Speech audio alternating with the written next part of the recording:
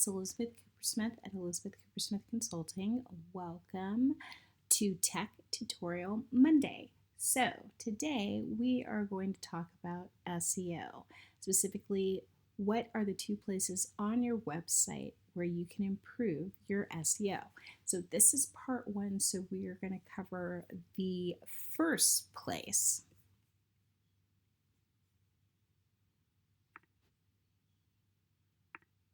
So what is SEO? SEO stands for Search Engine Optimization, and basically SEO increases your chances of being organically found in an online search. It's just basically a bunch of like tricks and tips to get found online by Google.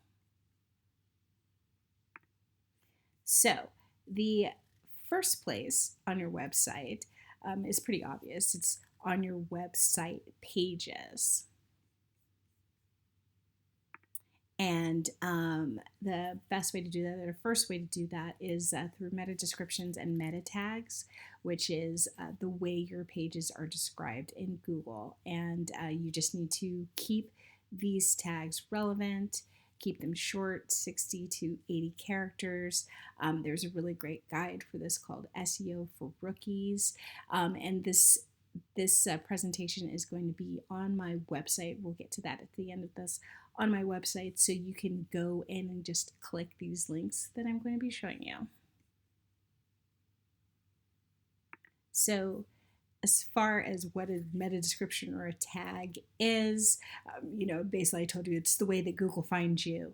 But the great thing is that most website platforms make it really easy for you to find them and write them up and everything. WordPress, which is I use, of course, they have a plugin for it called Yoast for SEO, and I'm going to show you that in a minute. Squarespace has their own way of doing SEO, so does Wix, so does Showit, Zenfolio, like they all have them. These links, and again, this is going to be, the presentation is going to be on my website. These links all lead to these specific platform pages. So these are basically all from their help pages. So you can go straight to the source. So the second thing that you can do out of 4 is watch your URLs. So keep them shorter and descriptive, makes them easier to show up on Google. No www.yoursite.com and like some weird funky, letters or numbers. And then also using titles and headers. So I'm going to go over to my website. I'm going to go over to the last blog that I did on Friday on delegating. And this one actually had a pretty good SEO rating. So we'll go into edit post. Go into the back end. See, readability good, SEO good. So this is basically what it looks like on the back end. And then I will show you what Yoast looks like. It's like, as I said, it's a little plugin. And then what I did is I just put, I just made the, it's up here too. Hopefully nobody will get dizzy. I made the link because you can edit the links. I made it, elizabethcoopersmithconsulting.com/delegating. So it's just really easy to find. And also just to rattle off if somebody asks about it. We have headers. It breaks up the content. And then if we go back down, you've got your focus key phrase. So that's sprinkled throughout, but then there's also addendum to that, which I'll get to.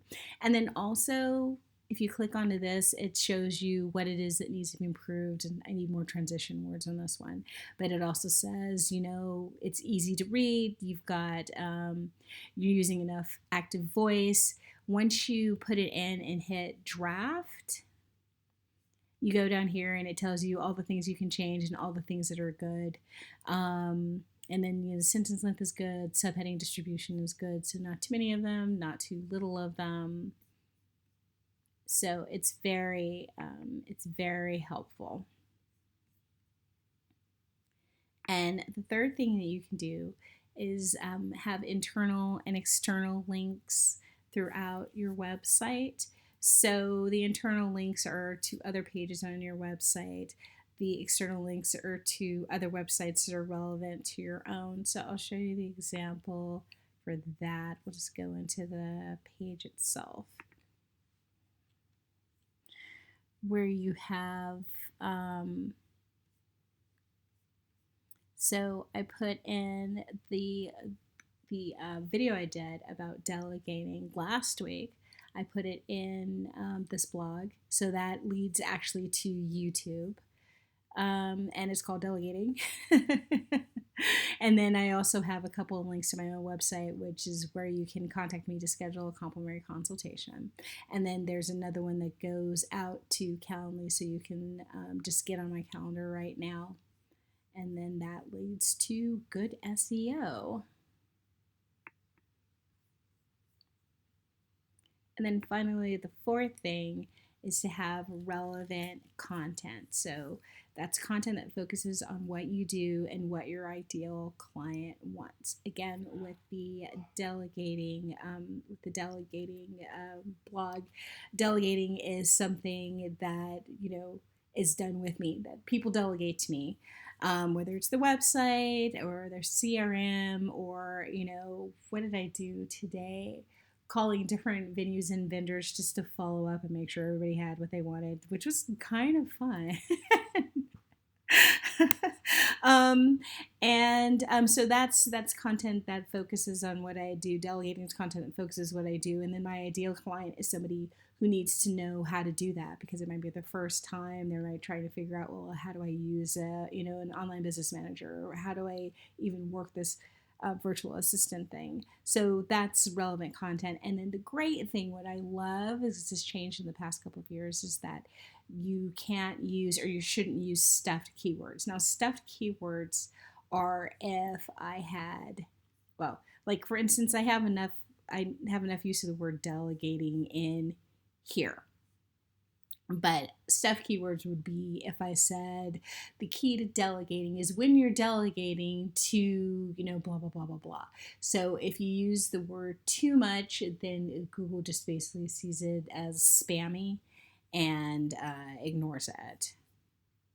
So you have to be careful with that. And then also it just means that if you're not using stuffed keywords, that it is more organic. It does actually flow and reads like something that somebody would say, like actual words out of somebody's mouth, as opposed to a robot.